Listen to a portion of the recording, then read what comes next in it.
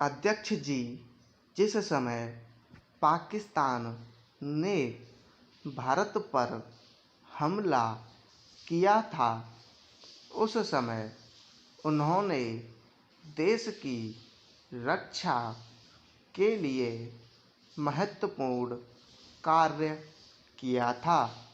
इसके साथ ही मैं मंत्री महोदय को यह भी स्मरण दिलाना चाहता हूँ कि शायद उन्होंने इस पर ध्यान नहीं दिया कि इस बार जो राष्ट्रीय पुरस्कार मिले हैं, उनमें रेलवे प्रशासन को केवल 2 ही प्राप्त हुए हैं, जबकि मैं ऐसा मानता हूँ कि हमारी सेना के बाद अगर किसी ने युद्धकाल में सराहनीय कार्य किया है तो वह रेलवे प्रशासन अथवा रेलवे कर्मचारी और अधिकारी हैं। इसलिए उनके मनोबल को बनाए रखने के लिए और उनको प्रोत्साहित करने के लिए रेल मंत्री को इस बात पर भी ध्यान रखना चाहिए और इसका प्रयास करना चाहिए कि जो भी इस तरह के प्रोत्साहन मिलें, उनमें रेलवे का विशेष ध्यान रखा जाए। रेल मंत्री महोदय ने अपने वक्तव्य में भी रेलवे कर्मचारियों की प्रशंसा की है या उनको प्रोत्साहन दिलाया है, लेकिन यह प्रोत्साहन शांति काल में भी बना रहना चाहिए। रेलवे ने युद्धकाल में जो काम किया वह तो देश की रक्षा का महान उद्देश्य था, लेकिन उसके बाद देश के निर्माण में या गरीबी मिटाने के लिए जो युद्ध होता है, उसमें भी प्रत्येक रेलवे कर्मचारी का मनोबल उसी तरीके से बना रहे, इसके लिए भी रेल मंत्री महोदय को कुछ कदम उठाने की आवश्यकता है। मैं ऐसा मानता हूँ कि वह किसी भी तरीके से करें, उनका तरीका कुछ भी हो, लेकिन उनको यह करना चाहिए कि जितने भी रेलवे कर्मचारी हैं, जो भी रेलवे को मुनाफा हो उसमें वह साझेदार हों, चाहे आप उनको बोनस के रूप में कुछ दें, चाहे किसी और तरीके से दें, लेकिन हर वर्ग के रेलवे कर्मचारी को मालूम होना चाहिए कि यदि वह देश के निर्माण के संबंध में ठीक तरह से काम करेगा तो उसको पुरस्कार के रूप में या वेतन के अंश के रूप में अपने वेतन के अलावा पैसा मिलेगा।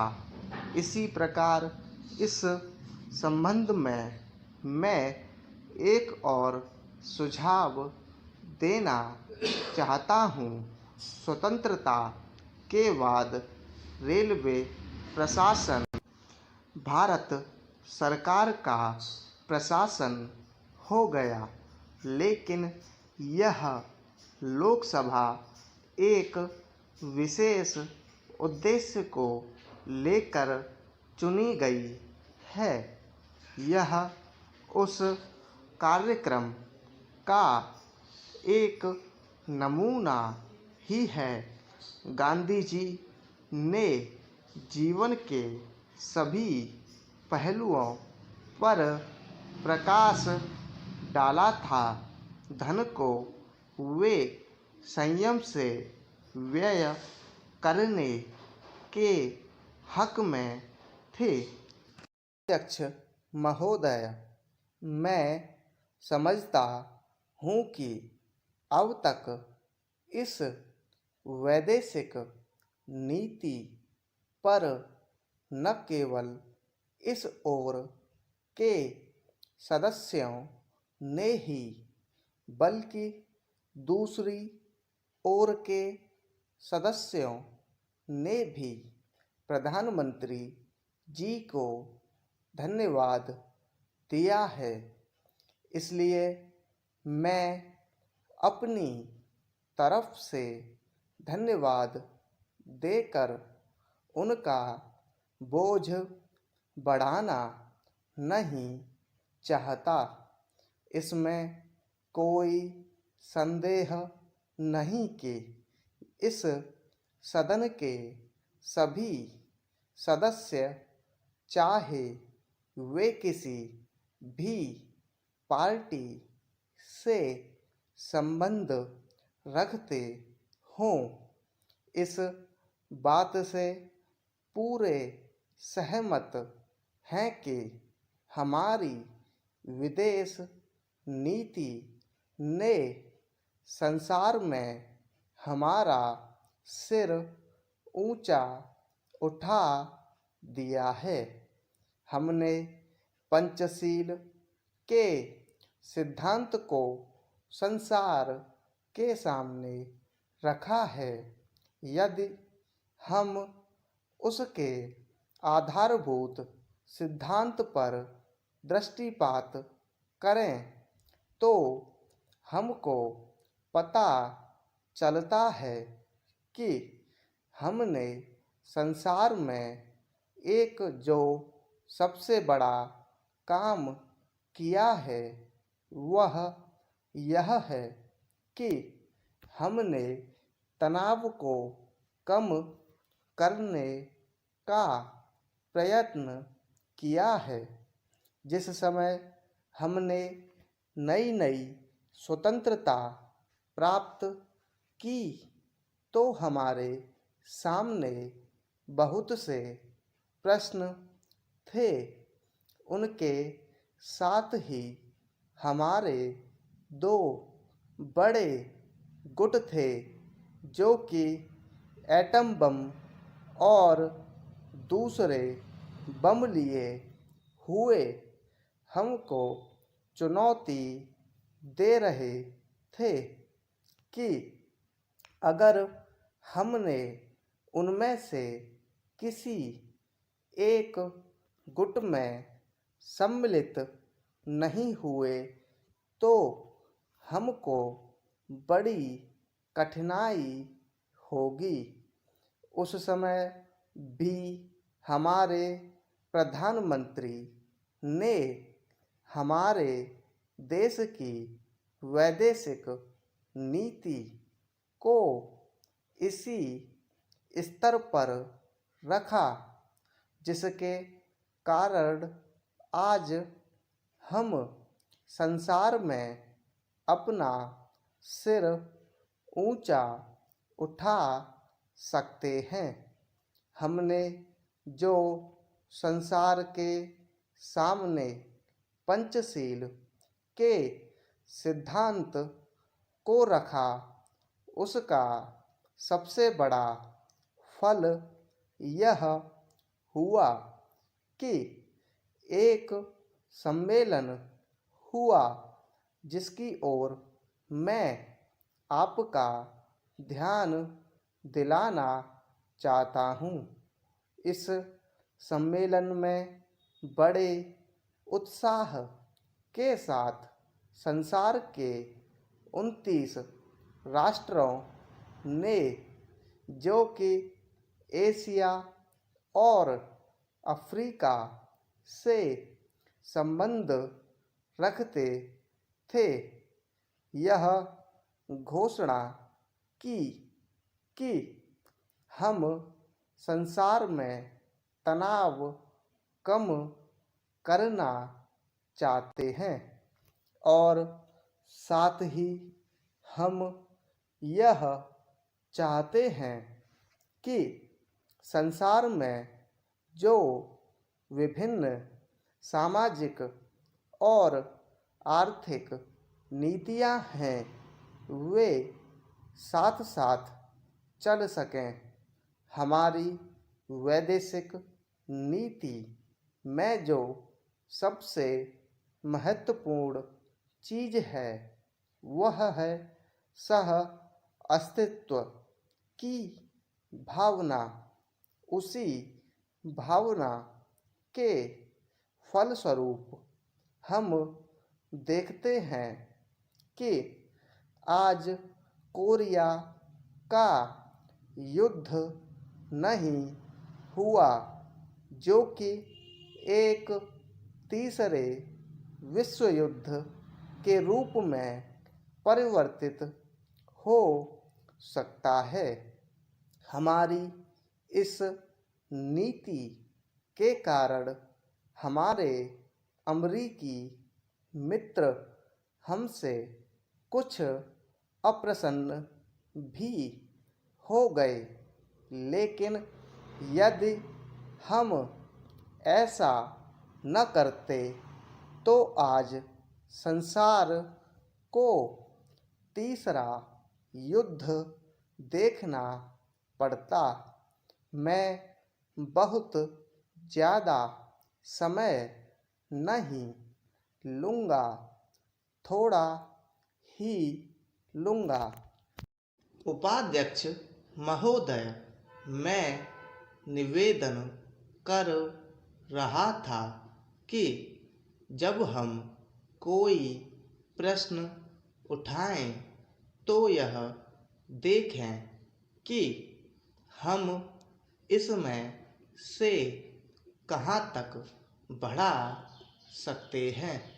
किसी चीज़ का मूल्य क्या हो, महंगी पड़े या सस्ती पड़े, इसको हमें विशेष नहीं देखना है। गांधी जी ने कितनी ही बार हम लोगों को यह बात समझाई कि मूल्य किसी चीज़ का रुपए पैसे में क्या है। यह कोई महत्व की बात नहीं है। आप जानते होंगे कि एक वस्तु जो कि हमारे देश में बहुत सस्ती मिलती है, वही वस्तु दूसरे देश में महंगी मिलती है।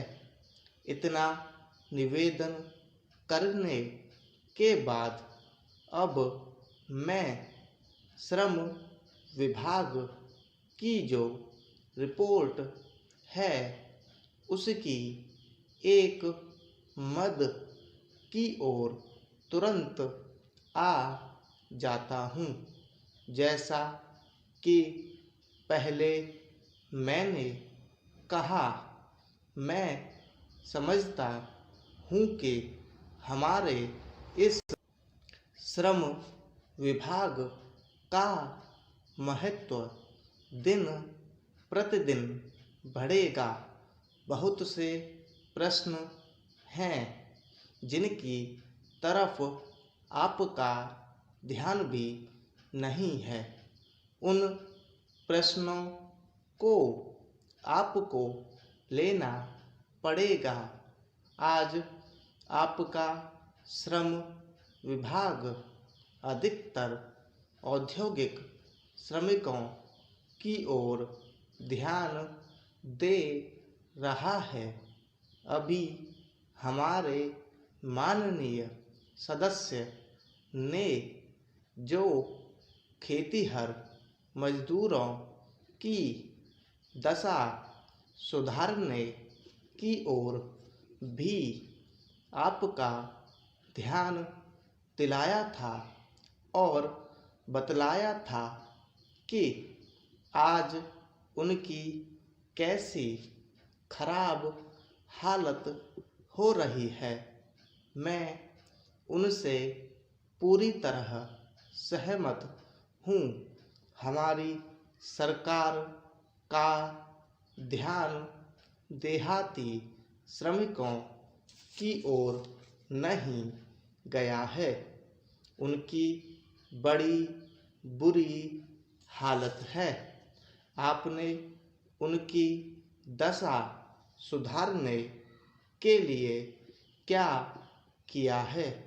मैं पूछना चाहता हूँ कि जो लाखों और करोड़ों आदमी देहातों में बेकार बैठे हुए हैं, उनको मजदूरी और काम दिलाने के लिए आप क्या कर रहे हैं?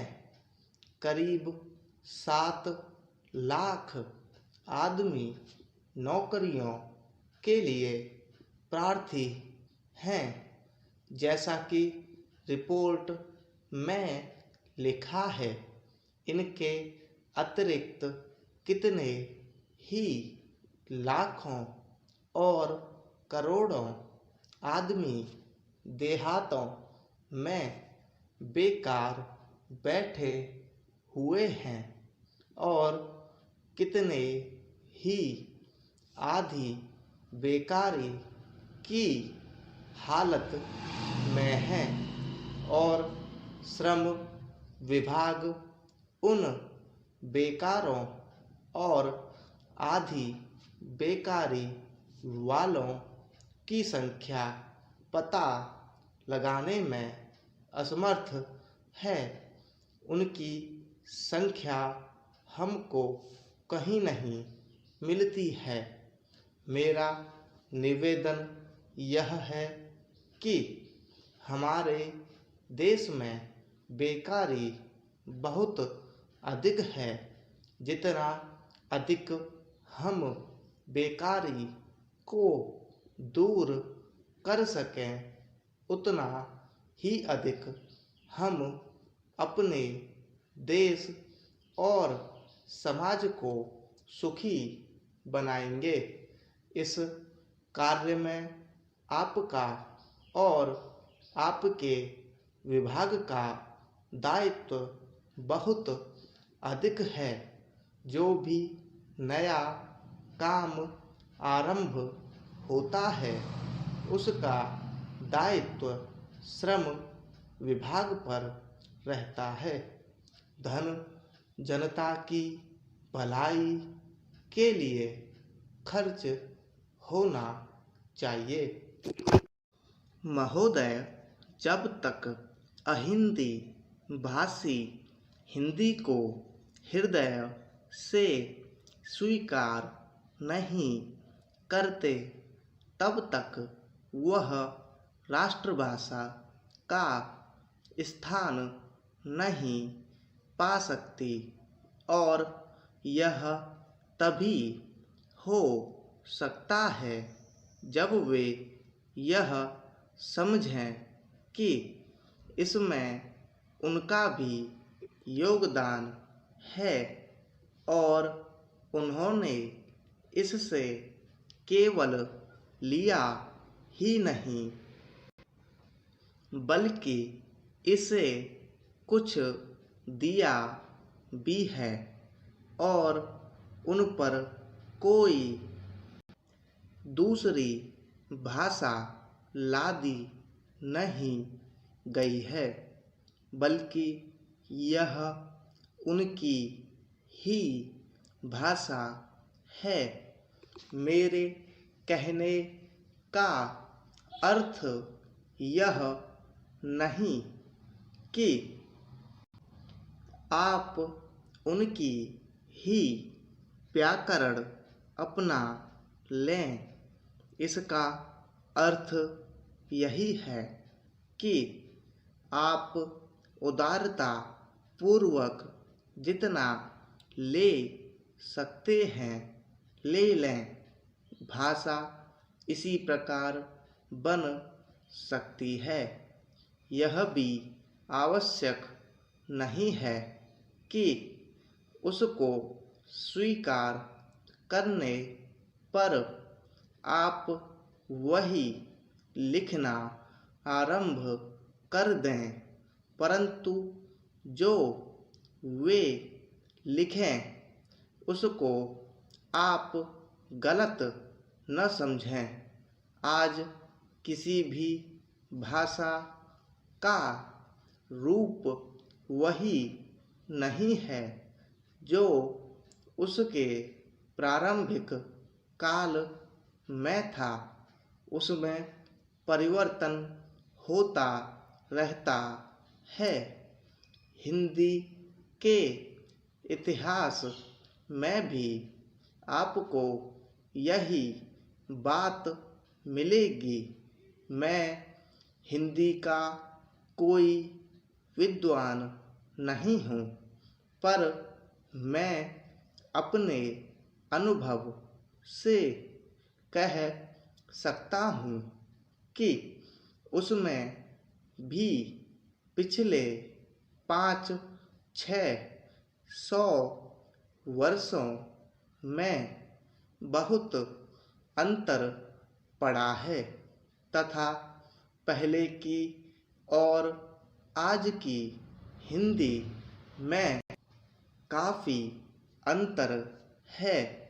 इसलिए नवयुग में जब वह देश की भाषा बनने जा रही है तो उसमें थोड़ा अंतर करना भी पड़े तो वह स्वीकार कर लेना चाहिए, जिससे उसका अन्य प्रदेशों के लोगों के साथ मेल बैठ जाए।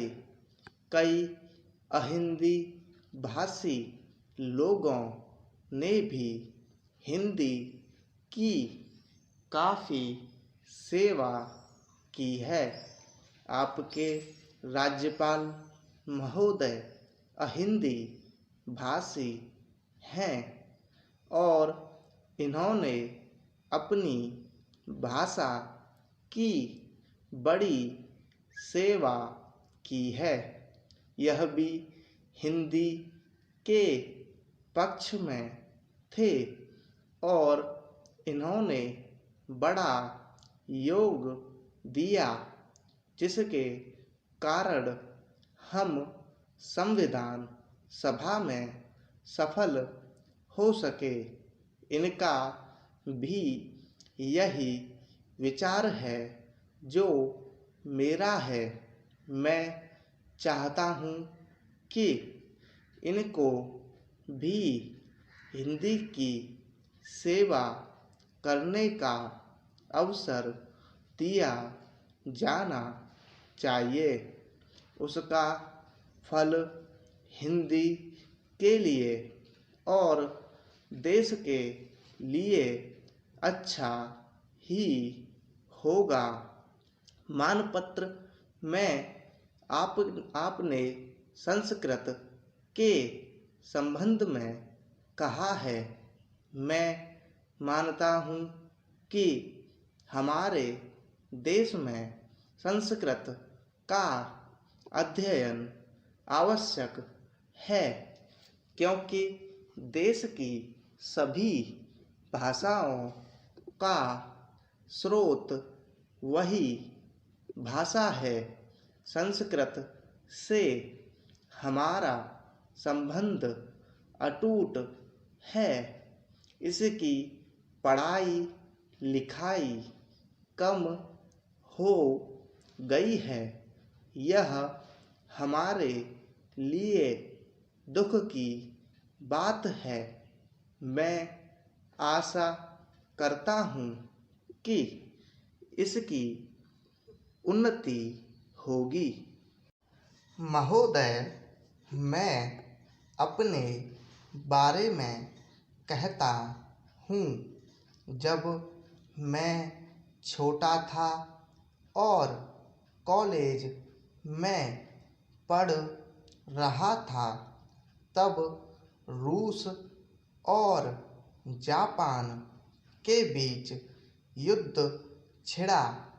उस समय समाचार पत्रों में जापान के संबंध में बहुत सी बातें छपा करती थीं।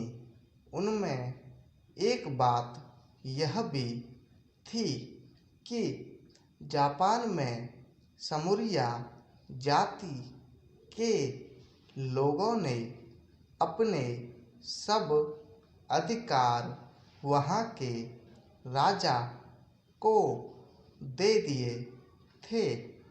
उसके बाद जापान बड़ी उन्नति कर सका। हम लोग यह पढ़कर आश्चर्य और सराहना करते थे। उससे बढ़कर हमारे यहाँ के लोगों ने स्वराज्य स्थापित होने के बाद 1-2 वर्ष में एक उदाहरण उपस्थित करके दिखाया। हम भी अपने हजारों वर्षों के इतिहास को नहीं भूलेंगे। जो रियासतें अलग अलग स्थापित हो गई थीं और एक प्रकार से भारत कई टुकड़ों में बटा हुआ था, वे सब टुकड़े एक हो गए। आज ब्रिटिश भारत और देसी रियासतें मिलकर एक हो गई हैं। उसके बाद हमारे सामने यह प्रश्न आया कि भारत के लोग केवल स्वराज्य से ही सुखी नहीं हो सकते, उनको किसी न किसी प्रकार सुखी बनाना है। इस संबंध में सरकार ने अपनी ओर से प्रायः सभी राज्यों में जमींदारी और जागीरदारी उन्मूलन के कानून उपस्थित किए और वे कानून पास हुए। प्रसन्नता की बात तो यह है कि बहुत से स्थानों में कानून उन लोगों की स्वीकृति से तथा उन लोगों की सलाह से पास किए जिनकी जमींदारी और जागीरदारी समाप्त हो जानी थी। यह भी देश प्रेम का उदाहरण है। उन लोगों ने अपनी संपत्ति का त्याग इसलिए किया कि उससे सारे देश को लाभ पहुँचे। वह काम भी लगभग पूरा हो गया और पूरा होता जा रहा है। हमारे सामने मार्ग प्रशस्त है और अब हमें इस पर चलने की शक्ति चाहिए।